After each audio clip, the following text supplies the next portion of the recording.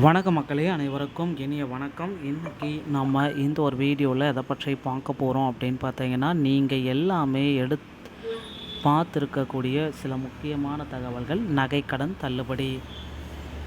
தமிழகத்தில் நகைக்கடன் தள்ளுபடி எந்த அளவுக்கு சாத்தியமாக போகிறது? முதல்வர் விஜய் அவர்கள் நகைக்கடன் தள்ளுபடியை யாருக்கு எவ்வளவு கொடுக்க இருக்கிறார்? ஸோ இதை குறித்த சில முக்கியமான தகவல்களை இந்த ஒரு வீடியோவில் நம்ம பார்க்கலாம். நகைக்கடன் தள்ளுபடி அப்படின்றது எல்லாருமே எதிர்பார்த்துட்ருக்க ஒரு மிக முக்கியமான விஷயங்க. தமிழக மக்கள் தேர்தல் வாக்குறுதிகளில் இந்த நகைக்கடன் தள்ளுபடியை அறிவிப்பு இல்லை என்றாலும், ஆனால் இப்போ ஒவ்வொரு நாளுமே நகைக்கடன் தள்ளுபடி வருமா, இன்னும் வந்தால் நல்லா இருக்குமே, ஸோ நிறைய விஷயங்களால் நாங்கள் லாக் ஆகிருக்குமே அப்படின்ட்டு நிறைய மக்கள் பார்த்திங்கன்னா கேள்விகள் கேட்டுட்ருக்காங்க. ஸோ டிவிகே ஆட்சியில் கண்டிப்பாக நகைக்கடன் தள்ளுபடி அப்படின்றது வர இருக்குங்க. தமிழக அரசு பார்த்திங்கன்னா சர்வே எல்லாமே எடுத்துகிட்ருக்காங்க. ஸோ எந்த மாவட்டத்தில் அதிகப்படியான நகைக்கடன்களை வாங்கியிருக்காங்க, யாரெல்லாம் எவ்வளவு நகைக்கடன்கள் பெற்றிருக்காங்க அப்படின்ற மாதிரி ஒரு பெரிய சர்வே ஒன்று போயிட்டுருக்குங்க. இந்த சர்வேவுடைய இறுதியில் நகைக்கடன் தள்ளுபடி குறித்த பட்டியல் எல்லாமே வெளியிட்ட பிறகு நகைக்கடன் தள்ளுபடி 5 சவரனுக்குள்ளே இருக்கும் அப்படின்ற மாதிரி எதிர்பார்ப்புகள் வருது. ஸோ கண்டிப்பாக மினிமம் 5 சவரனுக்குள்ளாமல் நகைக்கடன் நீங்கள் வாங்கியிருந்தீங்க அப்படின்னா உங்களுக்கு முழுவதும் தள்ளுபடி கிடைக்கும் அப்படின்றது எதிர்பார்ப்புகள்ங்க. ஸோ 5 சவரனுக்கு உட்பட்டு நீங்கள் நகை கடன்களை ஒவ்வொரு மாவட்டத்துலேயுமே கூட்டுறவு வங்கிகளில் வாங்கியிருந்தீங்கன்னா மட்டும்தான் இந்த தள்ளுபடி உங்களுக்கு முழுமையாக கிடைக்கும். ஸோ கூட்டுறவு வங்கிகளில் தான் சூஸ் பண்ணணும் அப்படின்னு சொல்கிறாங்க. கூட்டுறவு வங்கிகள் மட்டும்தான் இந்த நகைக்கடன் தள்ளுபடி கொடுக்க உகந்த வங்கிகள் அப்படின்றது குறிப்பிட்டு சொல்கிறாங்க.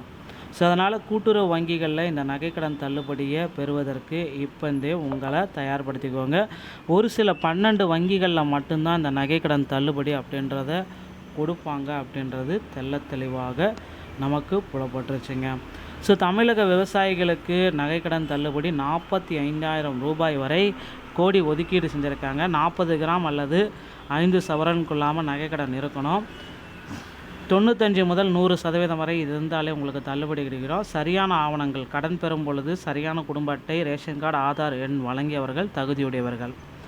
சிறப்பு பிரிவினர் மறுவாழ்வு முகாம்களில் உள்ள இலங்கை தமிழர்கள் தமிழக அரசின் குடும்ப ஓய்வூதியர்களுக்கு தள்ளுபடி உண்டு. தமிழ்நாடு முகவரி கண்டிப்பாக அவசியம். ஆதார் மற்றும் குடும்ப அட்டையில் உள்ள தமிழ்நாடு முகவரி இருந்தால் மட்டும்தான் அந்த நகைக்கடன் தள்ளுபடிக்கு நீங்கள பெயர் சேர்க்கப்படும். தகுதி அற்றவர்கள் அப்படின்னு நம்ம பார்க்குறப்ப 5 சவரனுக்கு மேலே நீங்கள் கடன் வாங்கியிருந்தீங்க அப்படின்னா உங்களுக்கு தகுதி இல்லை. அரசு ஊழியர் மற்றும் கூட்டுறவுத்துறை ஊழியர்களும் இதில் நகைக்கடன் வாங்க தகுதியற்றவர்கள். ஆவண குறைபாடுகள், குடும்ப அட்டை அல்லது ஆதார் எண் வழங்காதவர்கள், தவறுதலாக வழங்கியவர்களும் இதில் தகுதியற்றவர்களாக கருதப்படுகிறார்கள். போலி நகைகள் மற்றும் செலுத்திய கடன்கள். ஸோ போலி நகைகளை வச்சு வாங்கியிருந்தீங்க அப்படின்னா நீங்கள் தகுதியற்றவர்கள். கடனை முழுமையாக செலுத்திட்டீங்கனாலும் நீங்கள் பார்த்திங்கன்னா தகுதியற்றவர்களாக கருதப்படுவாங்க. ஸோ வங்கிகள் மூலம் நகையின் தரம் மற்றும் ஆவணங்களின் உண்மைத்தன்மை கோரும்படி சரிபார்க்கப்பட்ட பின்னர் தான் உங்களுக்கு நகைக்கடன் தள்ளுபடி குறித்த அறிவிப்புகள் வெளியாகலாம் என்ற எதிர்பார்ப்புகள் இருக்குது. ஸோ இவைகள் அனைத்துமே பார்த்திங்கன்னா நீங்கள் நகைக்கடன் தள்ளுபடியை பெறுவதற்கு ஆனவர்கள், தகுதியற்றவர்கள் நம்ம சொல்லலாம்.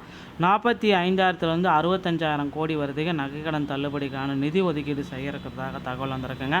ஸோ கண்டிப்பாக தேர்தல் வாக்குறுதிகளில் கொடுக்கலனாலும் இந்த நகைக்கடன் தள்ளுபடியை குறித்து சில முக்கியமான முடிவுகளை முதல்வர் விஜய் அவர்கள் எடுப்பார் அப்படின்றத நம்ம எதிர்பார்க்கலாங்க. ஸோ நீங்கள் நகைக்கடன் தள்ளுபடி பெறணுன்னா உங்கள் அருகாமையில் இருக்கிற கூட்டுறவு வங்கியை அணுகி உங்களுக்கு தள்ளுபடியுடைய பெயர் இருக்கா இல்லையான்றதை செக் பண்ணிக்கோங்க. ஸோ இந்த வீடியோ பதிவு இதை பற்றி தான் விளக்குகிறது. வீடியோ உங்களுக்கு பிடிச்சிருந்தால் நீங்கள் நம்முடைய சேனலோடு இணைந்திருங்கள். மீண்டும் ஒரு நல்ல தகவலோடு நான் உங்களை சந்திக்கிறேன். நன்றி, வணக்கம்.